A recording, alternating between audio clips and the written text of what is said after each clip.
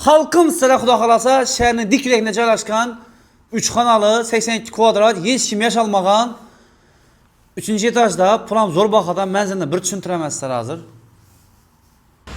Manzilimiz mana Dehqon bozordan kelasizlar. Ishonamiz, yana Dehqon bozordan kelib Qamoshkamburgning doğrusu. Banda Karat, banda stadion bozorimiz. Reklama ketdi Qamoshkamburgga. Asal sonra başladık xudo xolasa. Bismillahirrahmanirrahim. Bir yerimiz, holimiz, laminat pol, hech kim yashalmagan. İşte görüp turgan hammacığınız kaladı. Svet, gaz, su, umuman hech narsa muammo yo'q bu yerda. Bir yerimiz sanuzelimiz. Yine. Beyanımız oshxonamiz, ayollarimiz uchun. Kichkina mekan, katta mekanda o'tiribmizlar, kattagan olingan. Yine.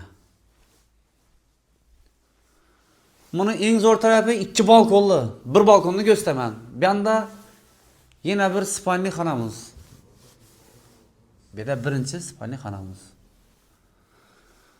Sana bir spalni göstereyim. Nene. Balkonlu gösteremem. Ve padiza qaragan, parkovkalarına ega.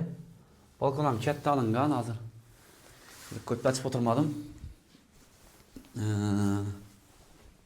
Endi yana bir spalni xonani göstermasizlar. İşte ham yaxshidan qo'ygan qarabni. Yana baland ekan, balandim katta ekan bu yer. Bu yerimiz tualetimiz oddiy ekan bu yerda. Endi zalına giramiz. Zal. Bu yerda xudo xolasa tashkil bersangizlar, mana bir ustar, birdan bir ustar yursangizlar, cho'tcha o'lib turadi. Mehmon chaqirmoqqa zo'r. Bahasını aytaman. Çarış domda bahası 57.000 dolar gelişemiz bahasını xudo xolasa numerim 87'lik 607 87 imo, telegram, whatsapp hamma shunda. Yine bir marta aytaman, yozib oling. 87'lik 607 87. Aman bo'linglar, sog' bo'linglar, podpiska bo'lib qo'yinglar. Kommentariyani yazib ketinglar. Sog' bo'linglar.